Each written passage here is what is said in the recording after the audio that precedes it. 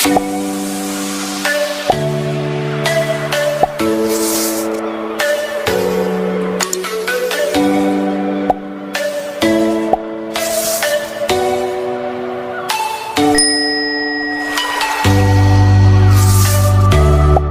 menikah dengan seorang pria 27 tahun yang lalu dalam sebuah pesta pernikahan adat Batak yang meriah pada tahun 1991.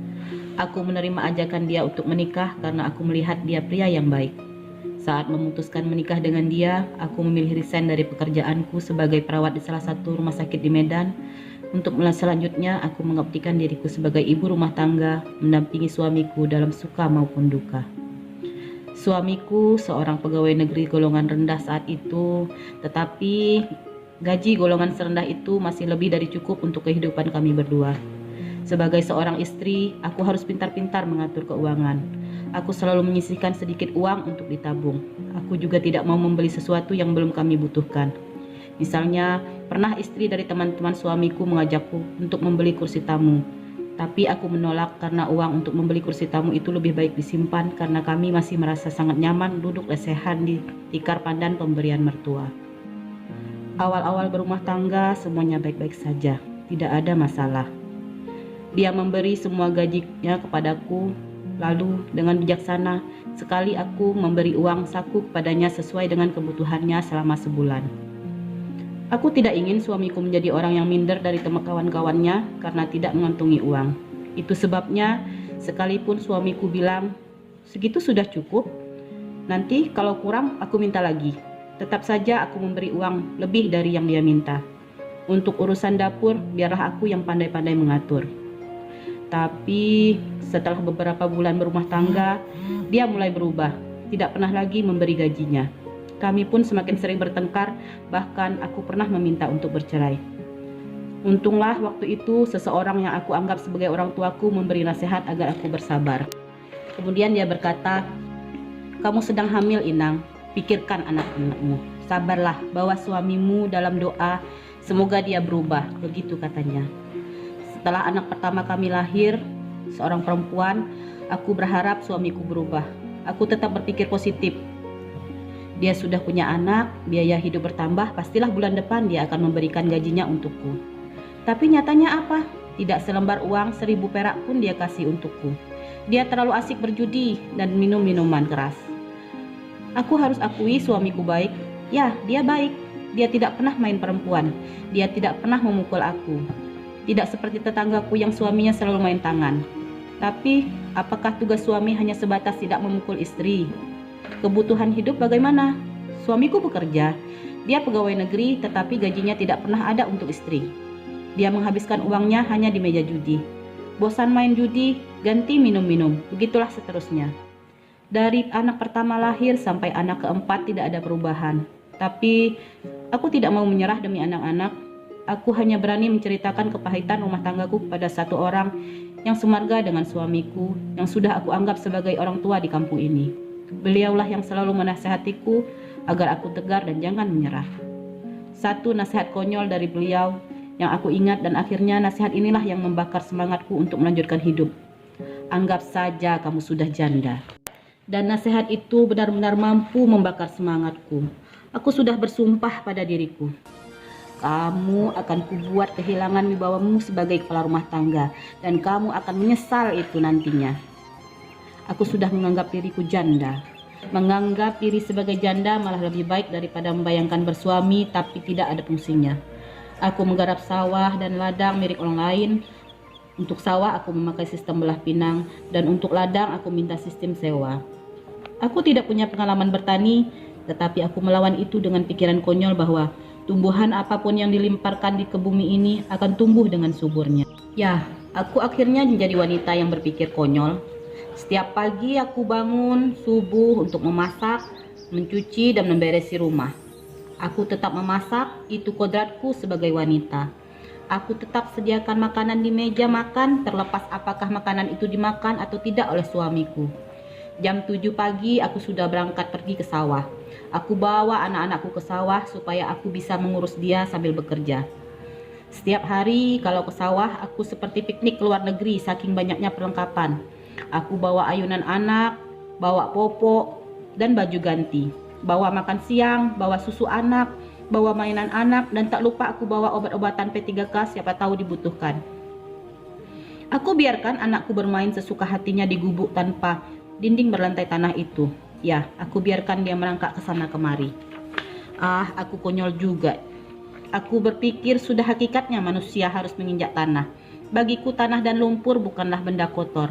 Yang penting aku pastikan tidak ada ular yang mendekat ke gubuk. Itulah sebabnya aku menaburi garam berbungkus-bungkus mengelilingi gubuk agar tidak ada ular yang masuk. Aku berpikir anakku tidak akan meninggal hanya karena merangkak di tanah. Biarlah dia menyatu dengan tanah. Dari sawah sesekali aku menengok ke gubuk, melihat anakku, siapa tahu merangkak keluar gubuk terlalu jauh. Dua hal yang paling aku jaga dari anakku adalah ular dan jangan sampai kecemplung ke sawah. Aku tidak memikirkan lagi siapa diriku, aku tidak lagi merasa cantik, aku juga tidak penting lagi halus mulus seperti dulu. Yang aku pikirkan bagaimana supaya aku dapat bisa jatah uang untuk kebutuhan hidupku. Sedikit-sedikit dari hasil berladang aku tabung supaya ada yang bisa diharapkan jika terjadi sesuatu. Mau mengharapkan suami. Sayonara lah. Aku semakin bersemangat manakala keempat anakku sudah bisa aku tinggalkan di rumah. Aku punya 4 orang anak, 3 perempuan dan 1 laki-laki. Aku tidak repot lagi memasak kalau pulang dari sawah. Semua sudah dimasakkan oleh anakku, walaupun kadang keasinan dan kadang tidak ada garamnya. Kadang di sayur ada rambut, tapi aku tidak memarahi anakku. Aku merasa itu hal yang wajar manakala anak kelas 5 SD kita suruh memasak. Belum waktunya mereka memahami cara memasak yang baik dan benar. Aku selalu mengarahkan anakku kalau mau masak, rambut harus disisir dulu, lalu diikat pakai karet. Aku membagi tugas kepada anak-anakku. Si kakak yang paling besar bagian memasak, kemudian si nomor 2 mencuci piring, nomor 3 menyapu rumah dan halaman. Dan si kecil laki-laki aku kasih tugas joker.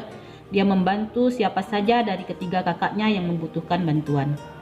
Selain itu, aku juga membelikan beberapa ekor ternak untuk diurus mereka. Aku bilang, "Nak, ternak ini yang akan menjadi andalan kita untuk biaya sekolah kalian. Makanya diurus baik-baik ya." Aku bersyukur sekali semuanya tahu diri. Sewaktu-waktu dalam sebuah pesta aku harus menangis sedih. Tidak tahu kenapa aku tidak mampu membendung air mataku. Aku mendengar langsung beberapa ibu-ibu membicarakan aku. Mereka tidak sadar kalau aku di belakang mereka.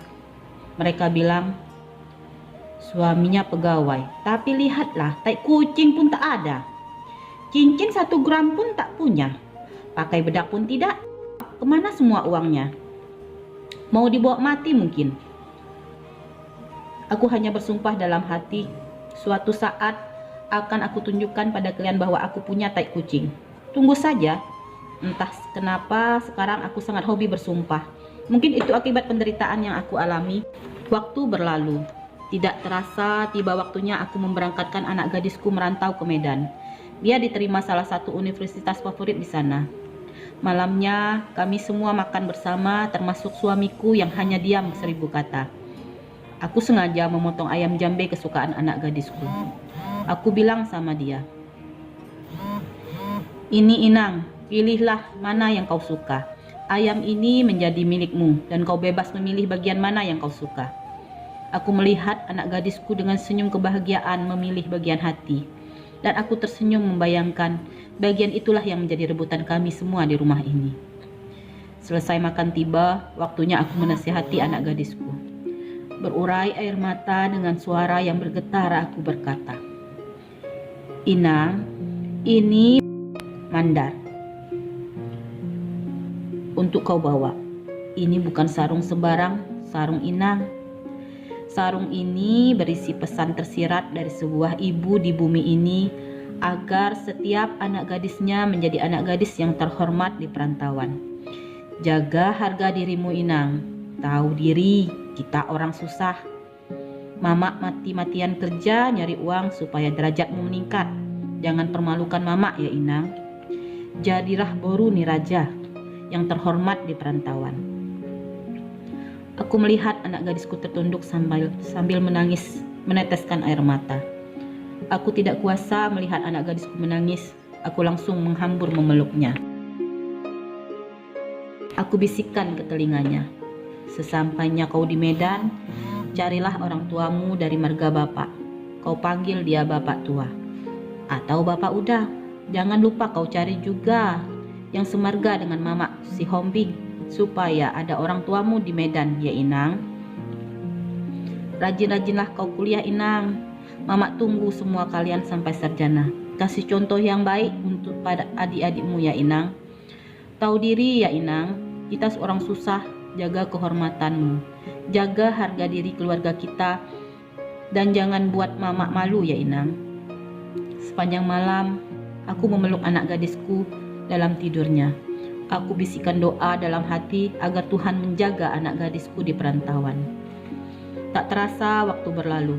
Aku membuka bingkisan plastik berwarna biru. Aku mengeluarkan isinya. Ya, inilah sanggul yang sudah aku pesan untuk wisuda anak gadisku nanti. Sanggul nyonya besar. Ya, aku akan menjelma menjadi nyonya besar saat anak gadisku meraih titel sarjana. Aku membatin dalam hati. Inilah sumpahku untuk dirimu, suamiku. Aku akan menjelma menjadi nyonya besar.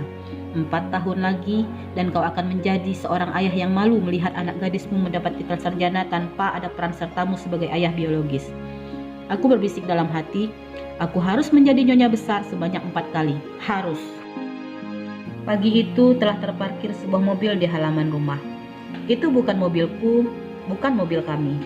Aku menguras semua tabunganku untuk keperluan wisuda anak gadisku. Besok dia akan wisuda dan hari ini kami semua akan berangkat ke Medan dengan mobil rental ini. Aku, suamiku, dan 3 orang anakku. Aku melihat wajah bahagia terpaksa dari suamiku. Aku memahami itu. Aku tidak akan berkata dan bertanya apa-apa sampai kau mengakui bahwa aku sudah menjelma menjadi nyonya besar.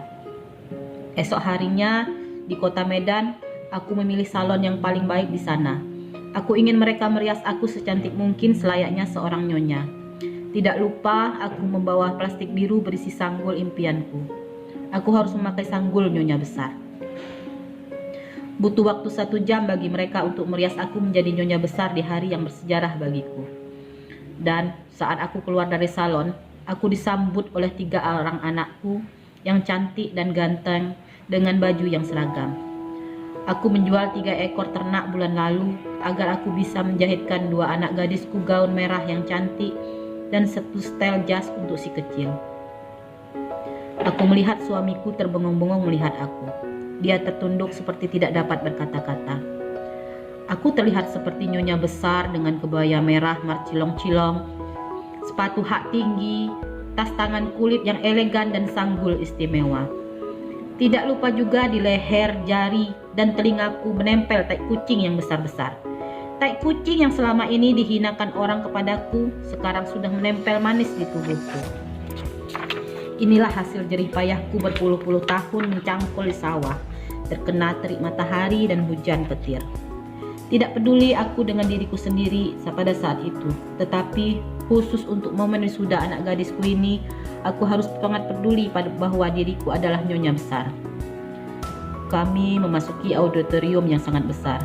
Aku merinding, tidak pernah membayangkan bisa berada di sini. Tidak terasa sambil berjalan, air mataku menetes. Sebelum aku dan suamiku masuk, anakku si kecil sempat berkata, "Mak, bilang sama kakak kami juga datang. Nanti adik mau foto sama kakak ya, Mak." Aku berkata, "Selesai acara kita foto keluarga ya sayang, supaya kamu bisa seperti kakakmu." Di dalam auditorium aku menangis. Air mataku semakin tak terbendung manakala aku mendengar nama anakku, gadisku dipanggil. Tidak henti-hentinya aku mengucap syukur kepada Tuhan yang Maha Kuasa. Tiba-tiba tangisku terhenti. Aku kaget. Aku merasa tanganku dicengkram sangat kuat. Aku menoleh dan melihat suamiku meneteskan air mata. Dia menatapku. Dalam hati aku berpikir, bapak-bapak juga bisa meneteskan air matanya. Dia memeluk aku sambil menangis seperti anak gadis cekukan. Maafkan aku, Mak, katanya hampir tak terdengar. Aku lepaskan pelukannya. Aku berkata, besok saja setelah balik ke kampung barulah kita bermaaf-maafan. Hari ini aku benar-benar ingin menikmati diriku sebagai nyonya besar. Begitulah, suamiku menyadari kesalahannya. Setelah anak gadisnya dapat titel sarjana, dia bertobat saat gajinya sudah habis untuk menutupi utang budinya selama ini. Tapi tidak ada kata terlambat. Aku tetap memaafkan suamiku, karena bagiku apapun keadaan suamiku, dia tetaplah suamiku. Dia tetap menjadi ayah dari anak-anak itu. Itu sebabnya sesakit apapun aku diperlakukan suamiku selama ini, aku tidak pernah mengajarkan anak-anakku untuk membenci ayah mereka. Suamiku pernah berkata, tidak salah aku memilihmu sebagai istri. Belum selesai dia berbicara, langsung aku potong. Aku yang salah memilihmu. Suamiku berkata lagi, kamu hebat, Mak. Maafkan aku atas kesalahanku. Aku berkata, bukan karena aku hebat. Tahu kamu kenapa aku kuat? Karena selama ini aku sudah menganggap diriku janda. Spontan suamiku memeluk aku berkali-kali. Dia bilang, aku minta maaf dan aku mau memperbaiki diriku. Sekarang keempat anakku sudah mendapat titel sarjana dan sumpahku sudah terpenuhi menjadi nyonya besar sebanyak 4 kali. Aku bersyukur meskipun aku memiliki suami yang tidak bertanggung jawab, tetapi aku memiliki 4 orang anak yang tahu diri. Semoga kisahku ini bisa menguatkan dan memberi semangat kepada ibu-ibu lainnya yang tengah berjuang memenuhi kebutuhan hidup.